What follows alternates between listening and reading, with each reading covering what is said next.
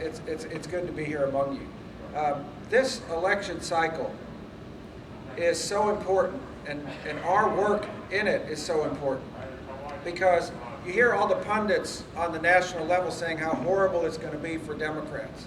That it's we're going to get slaughtered, and we are not going to get slaughtered, y'all. That is people in Washington on TV talking.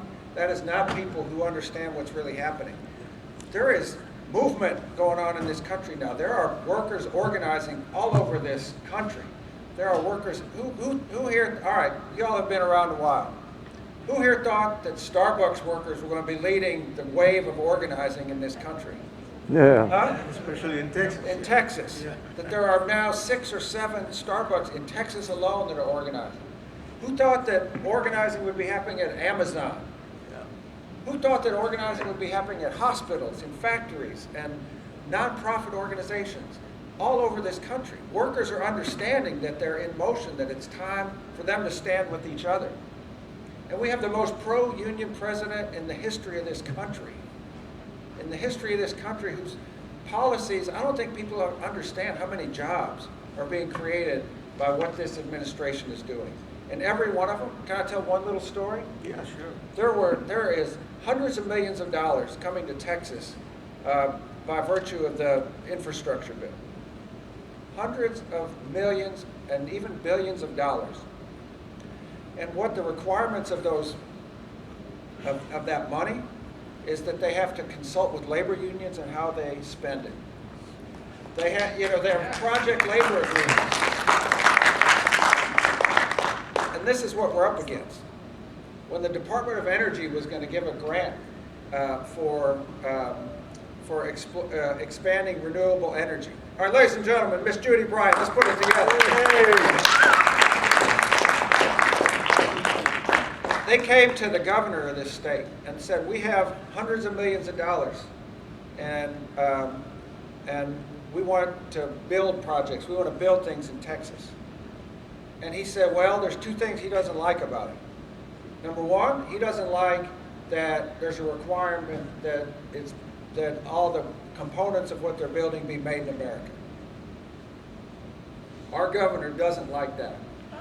The second thing he didn't want was the requirement that the Biden administration put on that everything be built using Davis-Bacon prevailing wages. And he was deciding whether he was even going to keep that money. We cannot have a governor who is standing in the way of money being spent to build this state and build this country. So all of this activity is going on. Things are happening that are benefiting workers.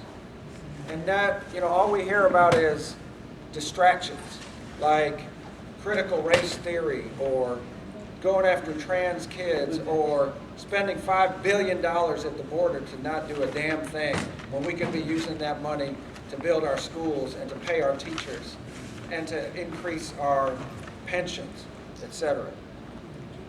And that's because they don't want us talking about those things. They don't want us talking about the money that each and every one of you is paying extra because Abbott and his PUC are making us pay for what happened during the freeze instead of his corporate cronies.